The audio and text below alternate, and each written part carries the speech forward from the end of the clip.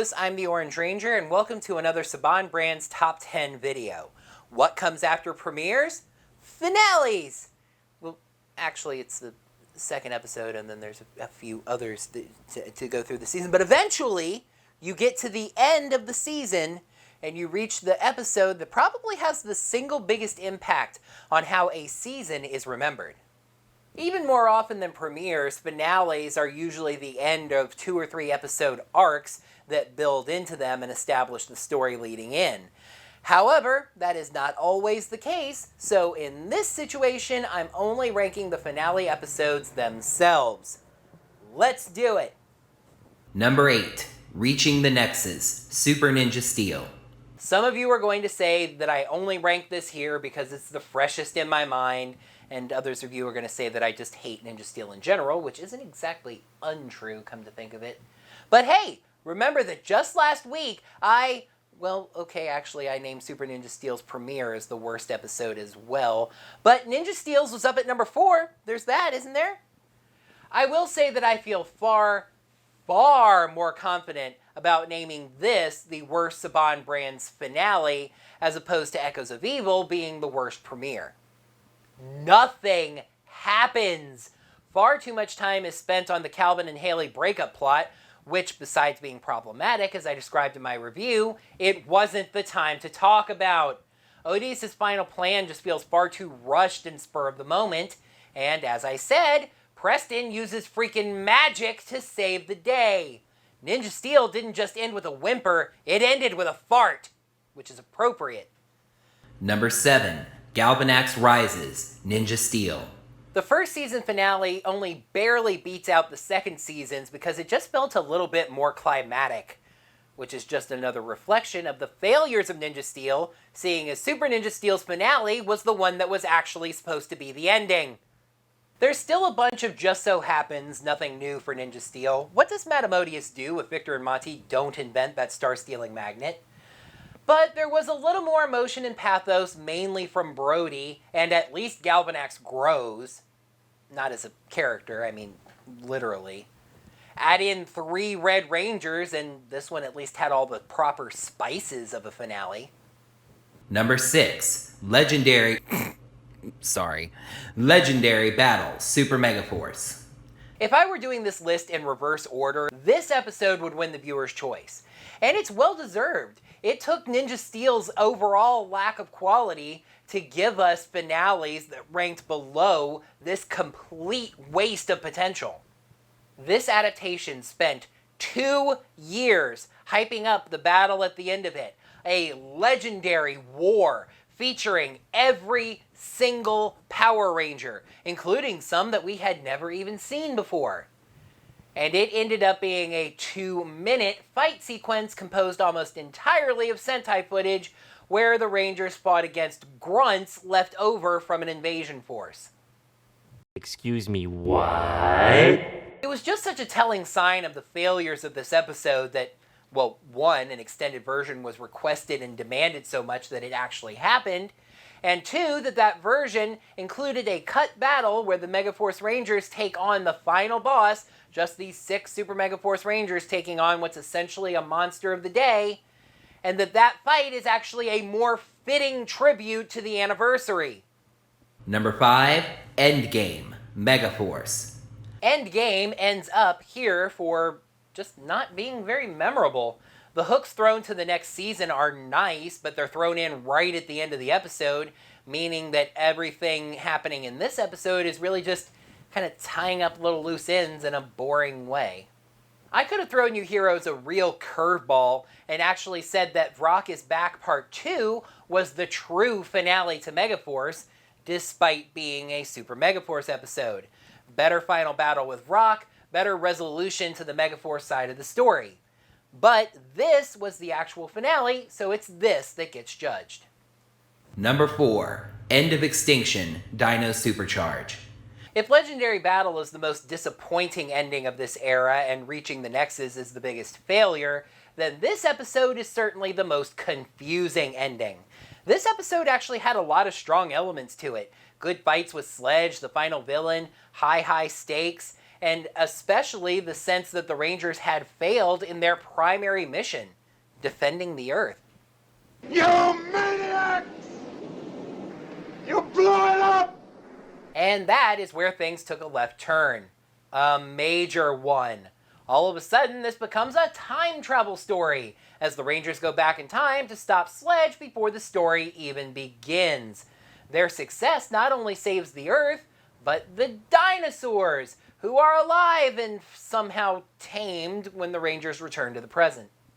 It was a timeline screwing that surely got those Rangers a talking to by the Time Force, who probably fixed things.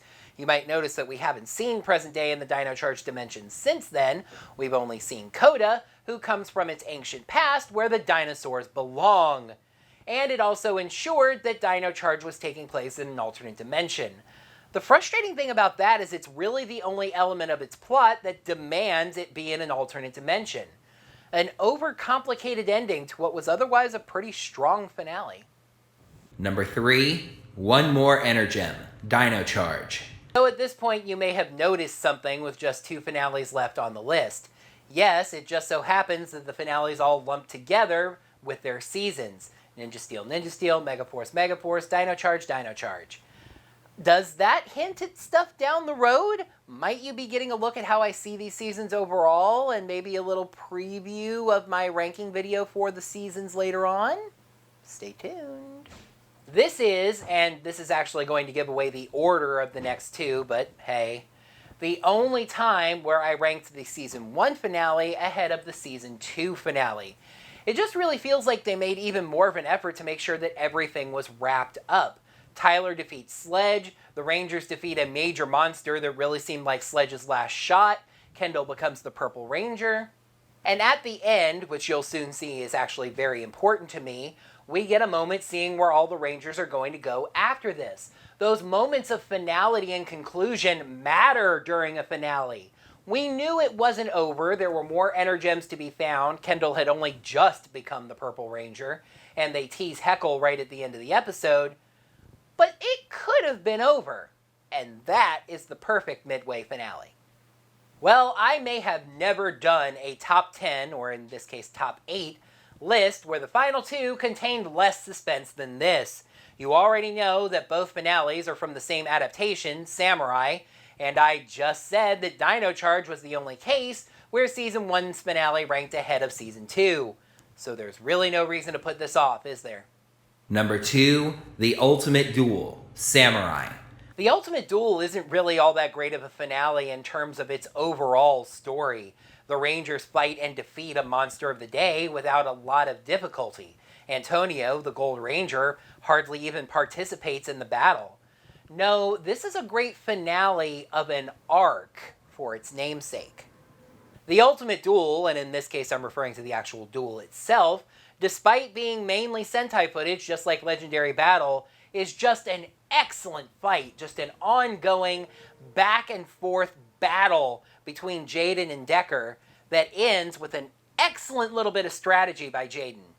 You magnificent bastard, I read your book! It does kind of lack that sense of overall finality, and even in the fight, when you're rewatching it, considering that, spoilers, Decker didn't actually die at the end of this fight, and there was another Ultimate Duel coming, but all of that stuff feeds into the arc for a good chunk of the next season, so it was still entertaining.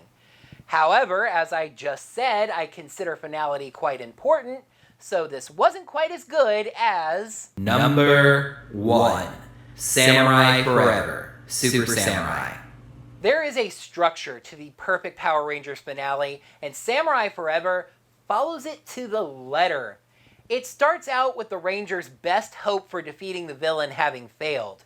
In this case, Lauren's sealing symbol, having failed to destroy the now partially human Master Xandrid. The Rangers regroup, retreat to their place of safety, and recover from their wounds, also getting their last little bits of character development in, as they resolve to face the big bad, no matter what happens to them. They then have a knockdown, drag-out fight with that villain, usually throwing everything they have at him, and even sometimes seeing some of those powers get destroyed. But they rise up, even if they're not morphed anymore. They rise up and tap into that special something inside that makes a Power Ranger a hero and finds what they need to defeat the villain and save the day. I'm going to take a quick little sidestep here to actually praise this episode for something unique that it did, and that's including a Zord fight in the finale. Lately, Power Rangers has been saving the Zord finale for the second to last episode. Then, and this is a key factor for me for a finale, as you've been hearing, the Rangers recuperate from that final battle and decide what they're going to do with their lives now. This is just such an important aspect of a Power Rangers finale for me. These people have spent, in most cases lately, 2 years of their lives fighting to save the planet from evil. It's significant character development, even right at the end, to see what they decide to do to follow that up. This is one of Ninja Steel and Super Megaforce's biggest failures for me, because they have no resolution for their characters, no future. The story just ends. And I'm not saying that it was very complex for Samurai. Antonio's going to go fishing around the world. Mia's going to cooking school. Kevin's training for the Olympics. Mike and Emily are going to take care of Emily's sister. And Lauren is just going somewhere. And Jaden and G are going to stay at the house. It's not deep, complex stuff. It's just direction for these characters going forward. Something where I can think about them following the series and go, yeah, that's probably what they would have done, and I bet they're happy with their lives now.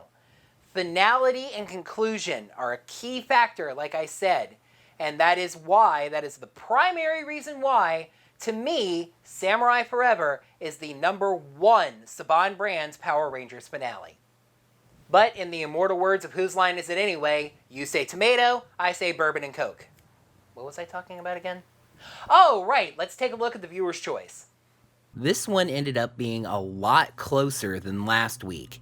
And a funny thing about that is the way I counted the votes, oldest to newest, it went back and forth. Tied for third place with a single vote each were The Poisey Show, the literal last episode of Super Ninja Steel, if not its finale, and Legendary Battle of Super Megaforce. The reason given for each was the same. It meant that their respective series were finally over. Putting up a brave fight and landing in second place was my pick, Samurai Forever, finishing with 9 votes. But this one didn't get just 1 more vote, it got 6 more. With 15 votes, the viewer's choice for Best Saban Brands Power Rangers finale is Dino Charge's One More Energem.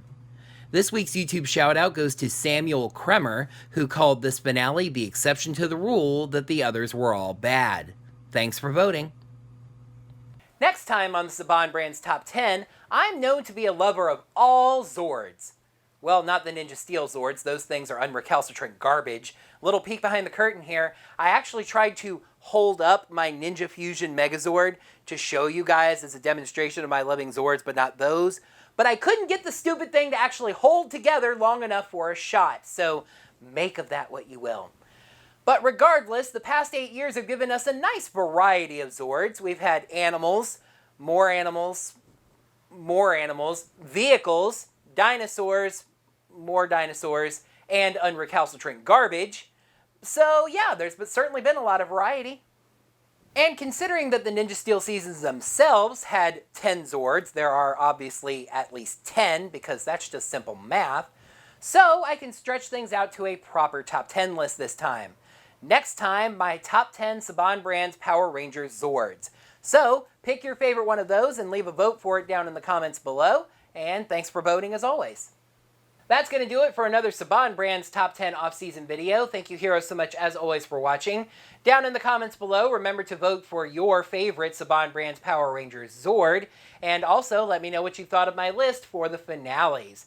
Make sure you're subscribed to the channel to see all of my videos, and ring that bell. Make sure you get your notifications set up so you're notified of whenever I post brand new videos like these Saban Brands Top 10 Off-Season videos. By the way, while you're down in the comments, also make sure to mash that thumbs up button, that like button. Let me know that you're enjoying the videos. And if you're really enjoying the videos and wanted to lend me a little bit of financial support for the channel, there are 2 ways that you can do so. Head over to ko-fi coffee.com/Orange Ranger videos. buy me a $3 coffee. That's greatly appreciated. If you want to donate less or a different amount than that, you can head over to digitaltipjar.com/orangerangervid, toss a little tip change in the jar. I'll use it to buy coffee, so that's appreciated as well.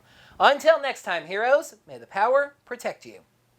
Hello there, heroes. I'm the Orange Ranger, and welcome to another Top 10 Saban Brands, Top 10 Brands, Top Shoppy. I will say that I feel far more confident about ranking this as the worst Saban Brands premiere than I did about naming Echoes of Evil the worst.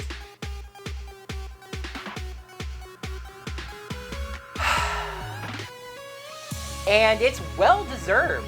It took the overall lack of quality from Ninja Steel's 2 seasons to find episodes that were more disappointing. Featured a final battle against the main boss of the series that was thrown in at the last minute, admittedly. Thanks, ad-libs. And 2, that extended version included a cut fight where the Rangers take on who ends up being the final boss of the season. And 2, that version included a cut fight where the Rangers take on the final boss of the, good God. Just the 6 Super Megaforce Rangers taking on the final monster. And that version... I could have thrown you guys a real End of Extinction, Dino Supercharge. You could say that where the dinosaurs belong. The frustrating thing about everything is that I don't read the lines in the order I'm supposed to. Ninja Steel, Megaforce, blah, blah, blah.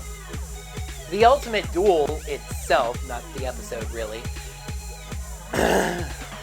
There is something of a structure to the perfect Power Rangers finale, and Samurai Forever follows it to the letter, almost in full way.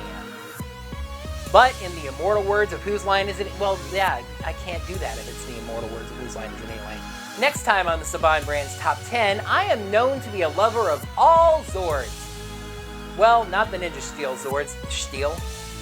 And also make sure to place your votes for your favorite Top 10 Saban Brands Top 10, Top 10, Top 10. That's going to wrap up another Top 10 Saban Top... So you get notified of all of my videos, including this. Just going to do it again because I forgot to say like and it just was sticking in my brain. That's going to do it for another Top 10 Saban Brands off-season video. Thank you, heroes, so much, as always, for watching. So you get notified of whenever I post brand new videos, just like this That's going to do it for another Top 10 Saban Brands. It's Saban Brands Top 10 off-season.